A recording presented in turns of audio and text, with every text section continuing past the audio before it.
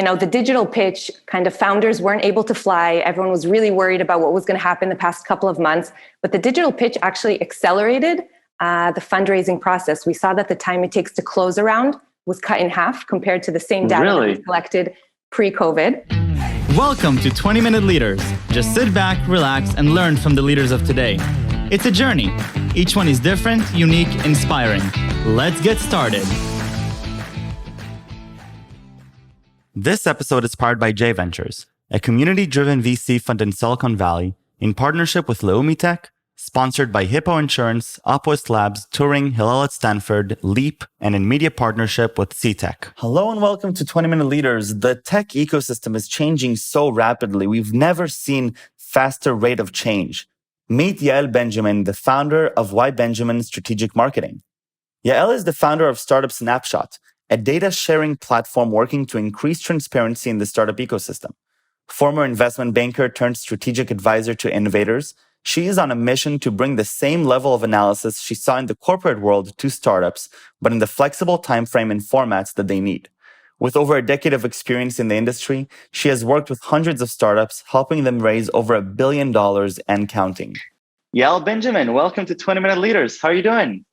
Good. Thanks for having me. Thank you for joining me. We're going to talk about the Israeli ecosystem.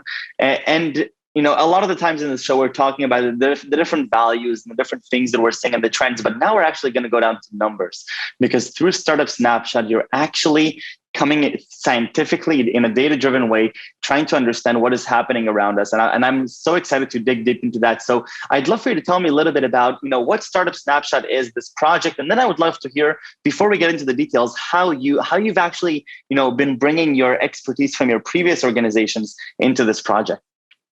Yeah, definitely. So Startup Snapshot started about a year and a half ago.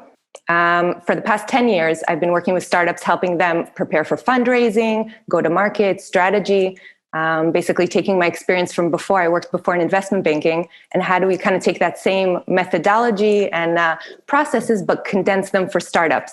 So I've been working with a lot of startups, helping them prepare to pitch investors, prepare to penetrate new markets. And I saw that the same questions were coming up again and again. So, it could be in terms of benchmarks for fundraising, best practices. A lot of the questions back in the day were around secondary transactions. At what stage can founders start selling? What's acceptable? And I saw that there was no organization that was collecting this kind of data. And, coming from the public markets, I like to depend on, I'm used to having a lot of market research reports and analyst reports and basically coming up with conclusions based on that. So I said, okay, let's start collecting a little bit of data. I reached out to my network and I saw that there was a lot of, I don't know if to call it demand, but, the startups were really sharing and they were happy to share their data and their insights and how they were doing things. And I think they felt, kind of comfortable because it was anonymous. So I said to them, share your insights. And then once I collect everyone's data, I'll share the insights with the entire community. And that's kind of how the project started. Really fast. 400 companies, I think it was in the beginning, shared, 400 founders shared all their, private data about fundraising, go to market, secondary transactions, options. So I said, okay, there's some kind of a need here. So that's the way it started. Incredible. And so you're taking this really sensitive data that people don't really enjoy sharing, the whole in private companies, but by anonymizing it, by creating a win-win situation where what goes around comes around. If you share a little bit of your data, well, you're going to get a lot more from the ecosystem, and it's just going to help you grow. And I think that's fascinating. And so how does your experience from investment banking and coming from these worlds, how did it help you strategically think through what questions to even ask, or what would be interesting for people in the Israeli ecosystem to want to know? Definitely. So I always came from the fundraising side. So that was kind of the first step for me to understand, how long was the process taking, what was happening in the term sheets, different, kind of metrics and benchmarks. But then I started talking to a lot of VCs that I was working with, startups I was working with, and kind of asking them, what are the pain points, or, what do you need visibility on? And that's how we came to the list of questions, and we've released 3 reports already. We're starting to work on the next one. And every time, what's really great is that it's really relevant to what's happening at that same moment. So let's say COVID, started back in March, really fast. We collected data from a couple of hundred startups, and then we shared the insights with the entire community, and everyone was able to see, in such an uncertain time, what was happening and what other startups were doing, and kind of make better decisions that way. Incredible. Okay, so I want to spend the majority of the time getting to know the Israel ecosystem really, really well, and this is going to be fascinating. So walk me through a few of the major insights that you've gained, surprising or not, and I'd love to also give the rationale of why that's the case, and what is some sort of the thinking process that goes on behind that. Yeah, so I can tell you, the most relevant things are from the last report that we just launched a couple of weeks ago. So if we take, for example, on the fundraising side, so we checked term sheets, we checked statistics, kind of the process, and we saw that, the digital pitch, kind of founders weren't able to fly. Everyone was really worried about what was going to happen the past couple of months, but the digital pitch actually accelerated the fundraising process. We saw that the time it takes to close a round was cut in half compared to the same data that we collected pre-COVID. And obviously there's a lot of money in the market. So that's one driving force, but the other is the digital pitch, that now you don't have to drive multiple times to California to meet with a VC and manage the due diligence process. But you can have a full global roadshow, from the comfort of your office in Tel Aviv. And I think from our stats, 41% of the startups said that they never met their investors face to face. Really? The ones that closed around in the past 9 months. And it's incredible. So it's a huge opportunity, and it's, opening up new sources of capital, accelerating the fundraising process. But it's also, especially for early stage startups, it's introducing kind of new challenges. So one of the challenges, we interviewed a lot of startups, and one of the challenges we saw was how to create credibility. So for an early stage startup, you don't have, it's not like in the US that someone says, I studied in Stanford or Harvard or some kind of stamp of approval. So an Israeli entrepreneur is pitching investors that they don't know abroad. They don't have traction yet. They don't have a big VC backing them. A lot of them, maybe even have some kind of a prototype. They don't have a full product yet. So how do you create the sense of credibility? And that's a really interesting topic. We just had an event on that with some great entrepreneurs. We spoke about that. Tommy from Magical shared his approach. So kind of entrepreneurs had to adapt and find creative ways on how to create this credibility. Incredible. And so as you're uncovering these stories and these statistics, it sounds like you're actually taking it a step further and then actually digging deep with founders that are going and trying to explain how these trends are looking, right? Definitely. So we collect the data on the one hand, and it's really nice. I put together a team of partners that works on this together, because in the end of the day, the more data we get, the better it is for everyone. So a couple of big players in the ecosystem kind of really backed this initiative. I have to thank Y.Benjamin. She was back in the day, she was the CEO of Leumitek, and now she's opening up the office of Blackstone in Israel. So she really, kind of saw the need in this and backed it and helped us collect a lot of data. Intel Ignite, now Fiverr, a couple of big organizations. So we collect a lot of data. But on the other hand, we also interview a lot of startups from different stages, depending on, what's relevant at that time, and kind of get their insight and try to understand the more qualitative insights behind it and how they're, what's their take on kind of the data point we're collecting. Very, very cool. Okay, I need some more statistics. Teach me more. So an interesting thing in the last report, because we looked into early stage startups, what's one of the biggest challenges, for early stage startups these days, it's competing over talent. The Israeli ecosystem is becoming very expensive. It's rivaling, salaries in Silicon Valley. We found, because of the rising value of the shekel this past year, it versus the dollar, there was a huge jump in 2020. So 13% of them had to hire employees abroad, and another large percent turned to outsourcing. So for early stage startups, it's kind of a way to, to scale and to grow. And we got a lot of great insights from Micha, the CEO of Fiverr, because they were our partners on it. And, he says it best. He says that this next decade is going to be really focused on how to integrate those freelance, workers into the companies, because there's a huge reliance. I think more than a third of the companies said that half their workforce is freelance of these early stage startups. Yeah. And when you say early stage startups, what stages are you talking about? So we categorized it based on, amount of funding. So those that raised until 10 million. So that was the cutoff.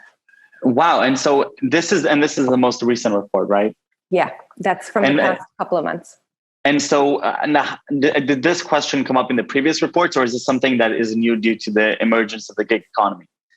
So I think it was definitely accelerated by COVID, and now that it's possible to work remote. So everyone's saying the Israeli ecosystem is really expensive. It's possible to hire remote employees. So why not kind of leverage this trend? And a lot of companies are keeping their core capabilities in-house, but kind of supporting it with a whole range of freelancers on the outside. And it's also besides for the flexibility and the cost savings, it's also enabling them, if we're talking about credibility before, kind of how do you create credibility abroad? So, now you have some kind of a webinar, you can get, a team of freelancers to create a really professional editing, company video, kind of packaging for this webinar. And you seem like a much bigger company than you really are. So now early stage companies can kind of brand themselves and, kind of scale, but they don't have to keep everything in-house. So right. That makes a lot of sense. Talk to me about secondaries. This is a topic that is definitely under discussed and is some sort of it feels like a black hole that we don't really know and don't really publicize about. Yet it's obviously something that is occupying a lot of investors, a lot of founders, a lot of employees. What are secondaries, first of all, and then what have you learned about secondaries in the market? Yeah. So general overview. It's usually when you're starting a startup, you get some sort of, the founder or the team that has options can kind of cash out when there's a liquidation event, when you're selling the company, when you have an IPO, any kind of, final transaction that's happening. And it's become more acceptable nowadays that the founders or employees, we're saying senior management, cashes out a bit before. And as we're moving, in the past couple of years from Startup Nation to Scale Up Nation, you have to give the management team that's putting in all this hard effort some sort of breathing room, kind of give them incentive to keep growing these big companies, and not just, starting a startup and selling quickly within a couple of years. So it's interesting. We gathered data on this about a year and a half ago. So what I have to say, honestly, for that isn't so relevant, but, we're now starting a new data collection effort. So I think we'll include that. And then we could compare in the past year and a half with all the craziness, that's happened. What's the benchmark? Were there things that came up that were really surprising, something that you think that the average entrepreneur wouldn't necessarily understand or have intuition about? I think the things that we're collecting, it's sort of benchmarks. Let's say now, it was always common practice for an entrepreneur, for one of the founding team to move abroad. So, what do you do in COVID, the past couple of months or past year, less entrepreneurs are moving abroad. So an interesting trend we saw is the rise of the remote first organization, which that's kind of a shift in thinking, where everyone in Israel is always like, I have to be in New York, I have to be in London, I have to be in Silicon Valley. But is there room for this new type of organization where the whole management team, Super Social was interviewed in our report, and that's a great example. I think they have 25 employees from 25 different countries, and everyone's sitting separately. And the company managed to raise a lot of funding, grow really quickly. And it's just a different way of thinking. It was a strategic decision from day one. And that's even when things go back to normal. Yonatan, the CEO, says that's kind of our vision going forward. Very, very cool. So as you go, and I'm guessing now you're working on your fourth report, right? Yeah. So if you have any ideas or if anyone has any topics that they want to include, then definitely feel free to reach out. So that's a good segue to my question. So as you're now going about your fourth report, and it's it's proper data, data collection, data science, and it sounds like a very difficult thing to do as well, especially normalizing all the data. How have you evolved your thinking through these reports as you're now approaching your fourth one, now more on the strategic level? How have you changed your thinking? Yeah, I think, the days of like these heavy reports, kind of top down market overview, like the 60-page reports, those days are kind of gone. And I want to find ways to make these insights or these tips, like the data coming from the ground, from the founders themselves, to really make it more accessible to everyone. So I think that's the direction that it's going of, how do we give more entrepreneurs access to this content, but not just, data points, but more what can they do with it? what's a story of a founder like them? How did he tackle this kind of an issue, and what you can do going forward? So I think it's right. And about, tell me about the accessibility of this information and how you're thinking through, who reads this, why they read this, when they read this. Yeah. So, from the efforts that we've had so far, it's a lot of founders that are kind of looking to see, before they're making an important decision, to say, okay, what's happening in the ecosystem? What are other companies doing? And a lot of also general ecosystem players, a lot of VCs, a lot of, all the accounting firms, law firms. So it's just a general awareness kind of what's happening in the market today. Because until today, a lot of the data was very siloed. Right. So a lot of let's say the VC funds would kind of collect it for their own entrepreneurs, and it was based on that specific data, but it was accessible also to those entrepreneurs. And there wasn't a full market approach to it. I mean, I'm thinking about all the different questions that I get often asked, and I don't have the answers to them, and that's exactly what I tell the people.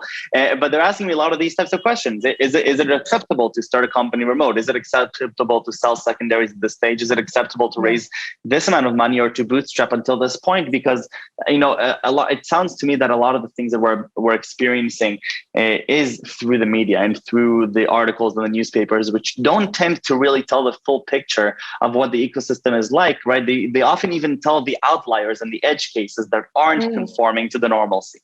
Definitely. And in the end, you have to remember it's press. So, it's telling a story with a certain kind of twist to it.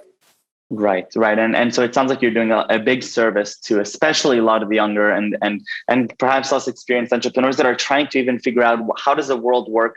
And one of the things that I've been thinking about, with entrepreneurship and with leadership in general, as you progress with your company, you're encountered by these new problems that you've never had done before. The better you are, or the more you succeed, the less experienced you become, because you have to deal with new challenges, and reports like these can actually be really, really beneficial. So thank you for doing that. And I'm excited to read them on my own.